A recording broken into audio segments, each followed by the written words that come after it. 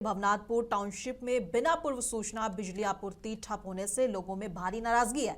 बताया जा रहा है कि steel authority of India limited प्रबंधन के अचानक ब्लैकआउट से 760 आवास प्रभावित हुए हैं, जिससे पेयजल आपूर्ति भी बाधित हो गई है। मामले को लेकर क्षेत्रीय विधायक अनंत प्रताप देव के निर्देश पर झामुमो जिला उपाध्यक्ष और विधायक प्रतिनिधि मुक्तेश्वरानंद पांडे ने डीजीएम यूसी मेधा और सीओ शंभू राम के साथ मौके पर पहुंचकर बातचीत की। उन्होंने कहा है कि बिना सूचना बिजली काटे जाने से आमजन को काफी परेशानियों का सामना करना पड़ रहा है, जिसकी जांच कराई जाएगी और दोषियों पर कार्रवाई की मांग की जाएगी। के लिए वार्तालाप करने हम लोग बिजली विभाग सेल के अधिकारी पास गए थे। तो आप क्या बात हुआ बताइए। वर्तमान की जो स्थिति उत्पन्न हुई है, हम समझते हैं कि कल रात से ही बिजली काटने की स्थिति जिसके चलते बच्चों की पढ़ाई बाधित है और कई तरह की पानी का भी समस्या हो गया है। लोग पानी भी मतलब नहीं ले पा रहे हैं बिजली के चलते। इस परेशानी को देखते हुए इन लोगों ने विधायक इस भवनाथपुर विधानसभा क्षेत्र के विधायक जी से संपर्क करने की कोशिश की, परंतु विधानसभा चलने के कारण वो यहाँ नहीं है। हमारे पास सूचना आया, हमने सोचा कि क्यों नहीं हम सेल प्रबंधन से बात करें कि बात क्या है। जब मैं आज यहाँ आया तो सेल प्रबंधन के जो डीजीएम है उन्होंने हाथ खड़े कर दिए और कहा कि ये हमारे बस की बात नहीं है और ये सारी प्रक्रिया जो है बोकारो, क्या नाम बताया, ईडी माइंस के लोग ही इस समस्या का समाधान करा सकते हैं। तत्काल में अभी फिर चूंकि सदन में विधायक है, वहाँ मोबाइल से बात करना परमिशन अलाउ नहीं है और इसके लिए भवनाथपुर विधायक अनंत प्रताप देव ने तत्काल संज्ञान लेते हुए विधानसभा के शून्यकाल में इस मामले को उठाया और उन्होंने कहा कि वर्तमान में मैट्रिक और इंटरमीडिएट की परीक्षाएं चल रही हैं। ऐसे समय में बिजली कटौती से छात्र छात्राओं की पढ़ाई प्रभावित हो रही है। अंधेरे और पानी की किल्लत के कारण परीक्षार्थी को गंभीर कठिनाइयों का सामना करना पड़ रहा है और स्थानीय निवासियों ने सेल प्रबंधन से मांग की है कि भविष्य में किसी भी प्रकार की बिजली कटौती से पहले समुचित सूचना दी जाए ताकि जल्द से जल्द बिजली और पानी की व्यवस्था बहाल की जाए। भवनाथपुर में सेल का टाउनशिप है अध्यक्ष महोदय। सेल के द्वारा 763 क्वार्टरों का जो है कब्जा के आधार पे बिजली पानी कनेक्शन सब काट दिया गया। लोग उग्र हो गए हैं। आज ही सुबह इसकी सूचना हमें मिली है। मेरे आपके आसन से सरकार के माध्यम से मेरा अनुरोध है, मैट्रिक का परीक्षा भी बच्चों का चल रहा है अध्यक्ष महोदय, तो कम से कम अविलंब, चूंकि 763 क्वार्टर है उनका बिजली पानी कनेक्शन सब काट दिया गया, तो अविलंब इसको चालू करवा दिया जाए। चूंकि बच्चों का भी परीक्षा है, इसलिए मैं निवेदन के साथ यही कहना चाह रहा हूँ। माननीय संसदीय कार्य मंत्री उपस्थित हैं, विषय को संज्ञान में ले लीजिए और कार्रवाई करवाइए। महोदय, मैं उपायुक्त गढ़वा से बात कर लेता हूँ। ठीक, और जो भी कार्रवाई होगा वो मैं करवाता हूँ। होली पर्व को शांतिपूर्ण ढंग से मनाने के लिए धनबाद के टाउन हॉल के जिला स्तरीय शांति समिति की बैठक आयोजित की गई और बैठक की अध्यक्षता उपायुक्त आदित्य रंजन ने की, जिसमें एसएसपी प्रभात कुमार समेत प्रशासनिक और पुलिस अधिकारी मौजूद रहे। उपायुक्त ने कहा कि नगर निगम चुनाव की तरह होली भी भाईचारे के साथ मनाई जाए और बिना अनुमति कोई जुलूस ना निकाले। वहीं एसएसपी ने भरोसा दिलाया कि त्योहार के दौरान कड़ी सुरक्षा व्यवस्था रहेगी और शांति का माहौल रहेगा। मिशन के नहीं निकालेंगे क्योंकि चुनाव का रिजल्ट और होली भी साथ साथ होने का हम लोगों का अंदेशा है।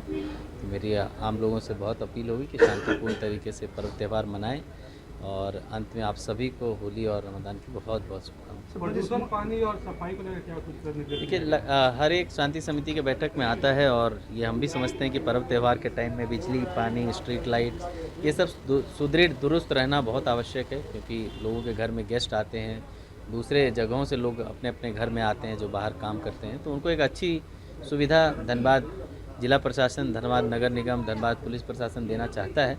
तो उसके लिए जो भी ऐसी कोई कमी होगी हम लोग उसको पूरा करेंगे। सर, मजिस्ट्रेट की नियुक्ति वगैरह वो अभी ऑर्डर जैसे ही जॉइंट ऑर्डर इशू होगा उसमें सभी जगह मजिस्ट्रेट पुलिस फोर्स की नियुक्ति होगी। संख्या बल एसएसपी साहब बताएंगे, बाकी अन्य सभी तरह से हम लोग तैयार हैं।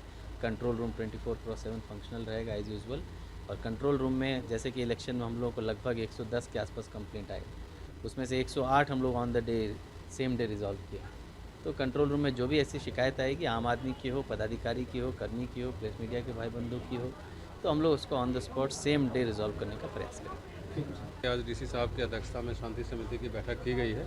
इसमें जो भी शांति समिति के सम्मानित सदस्य उपस्थित हुए थे, उनके द्वारा अपने अपने क्षेत्र से जुड़े हुए समस्याओं को रखा गया है और उसका निदान करने के लिए संबंधित अधिकारी को निर्देश दिया गया है। और साथ में हम लोग अन्य पर्व त्यौहार की भांति इस पर्व को भी कैसे शांतिपूर्वक मनाना है, किसी प्रकार का कोई इंसिडेंट पूरे ज़िला में कहीं नहीं हो, इसके लिए जो हमारे तमाम पदाधिकारीगण थे उनको दिशा निर्देश दिया गया है। और होली और होलिका दहन को लेकर के तमाम जो एहतियात के जामताड़ा के दुमका रोड स्थित उदल बनी गांव में तेज रफ्तार का कहर देखने को मिला। देवघर से आ रही एक थार ने पीछे से मोटरसाइकिल को जोरदार टक्कर मार दी, जिससे बाइक सवार युवक गंभीर रूप से घायल हो गया। हादसे के बाद मौके पर लोगों की भीड़ जुट गई और वाहन चालक के खिलाफ आक्रोश देखा गया। सूचना पर पुलिस पहुंची और घायल को अस्पताल भेजा गया। पुलिस मामले की जांच कर रही है और तेज रफ्तार एक बार फिर जानलेवा साबित हुई है।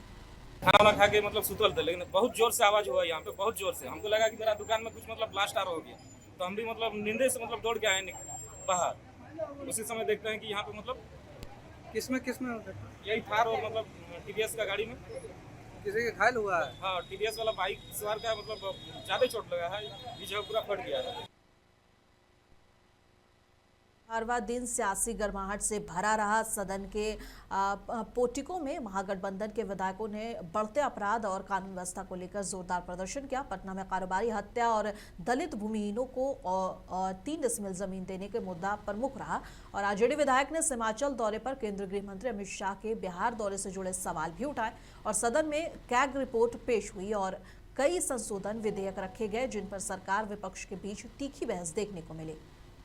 जिस प्रकार नेता सुनील सिंह आरजेडी के नेता है, बिहार विधान परिषद के माननीय सदस्य है और जिस प्रकार एक अभद्र तरह का बयान उनको दिया गया, जो 27 तारीख को हम विधानसभा के कैंपस में दारू डिलीवरी करा देंगे, इससे तो स्पष्ट लगता है कि या तो दारू बेचने वाले माफियाओं के साथ उनकी साठगांठ है या बिहार में दारू बिक्री पर पूरी तरह प्रतिबंध न लगे और दारू बंदी जो बिहार में हो पूरी तरह सख्त से सख्त उस पर लागू नहीं हो, उसमें सुनील सिंह जैसे लोग जो कहते हैं बिहार विधानसभा के कैंपस में। और बगहा के नदी थाना क्षेत्र के नैन्हा ढाला के पास तेज रफ्तार अज्ञात वाहन की टक्कर से बाइक सवार 2 चचेरे भाइयों की दर्दनाक मौत हो गई। दोनों शादी समारोह से लौट रहे थे, तभी हादसा हुआ। अस्पताल में डॉक्टरों ने उन्हें मृत घोषित कर दिया। घटना के बाद परिजनों में कोहराम मचा हुआ है। पुलिस ने शवों को पोस्टमार्टम के लिए भेज दिया है और अज्ञात वाहन की तलाश में जुटी है। इलाके में घने कोहरे और तेज रफ्तार के हादसे की वजह बताया जा रहा है। दो पेशेंट आए हैं, थाना साइड के हैं, वो लोग रोड ट्रैफिक एक्सीडेंट वाले पेशेंट हैं और दोनों ब्रॉड डेड थे। हम लोग के पास ब्रॉड डेड।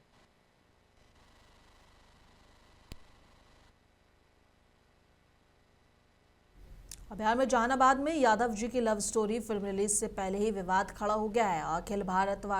अखिल भारतवर्षीय यादव महासभा के बैनर तले कार्यकर्ताओं ने सड़क पर उतरकर जोरदार प्रदर्शन किया और नारेबाजी की। नेताओं ने आरोप लगाया कि फिल्म के जरिए यादव समाज की छवि को ठेस पहुंचाने की कोशिश की जा रही है।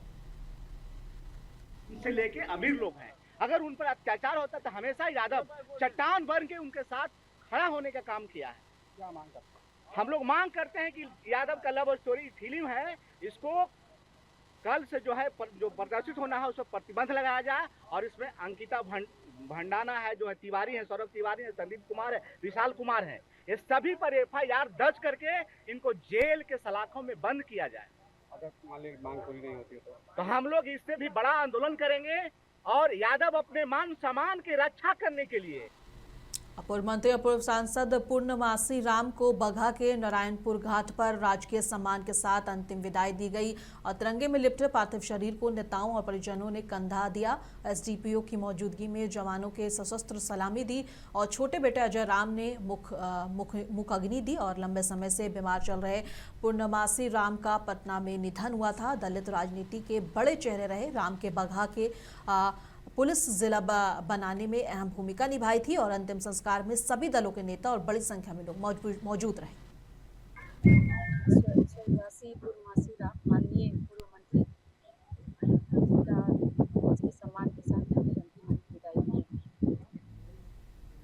झारखंड विधानसभा की कार्यवाही के दौरान बरकट्टा विधायक अमित कुमार यादव ने कृषि विभाग से बीज बिक्री को लेकर सवाल उठाया। उन्होंने कहा कि बीज वितरण के दौरान बिचौलिए किसानों का शोषण कर लाभ उठा रहे हैं। इस पर कृषि मंत्री शिल्पी नेहा तिर्की ने जवाब देते हुए कहा कि सरकार किसानों के हित में पारदर्शी व्यवस्था लागू कर रही है और बीज की किसी बिचौलिए की भूमिका नहीं है। उन्होंने बताया कि किसानों को प्रमाणित बीज और बीज की जाँच की सुविधा उपलब्ध कराई जा रही है ताकि उन्हें बेहतर गुणवत्ता मिल सके।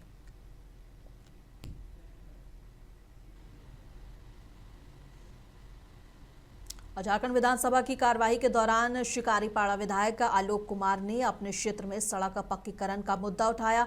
उन्होंने कहा कि कई ग्रामीण सड़कों की स्थिति खराब है जिससे लोगों को आवाजाही में दिक्कत हो रही है।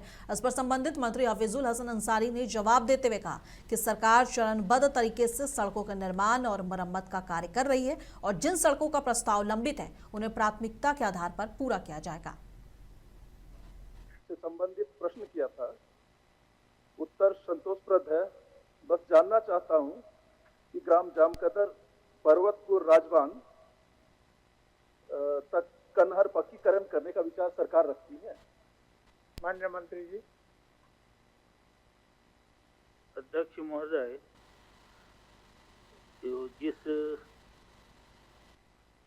नाले की ये बात कर रहे हैं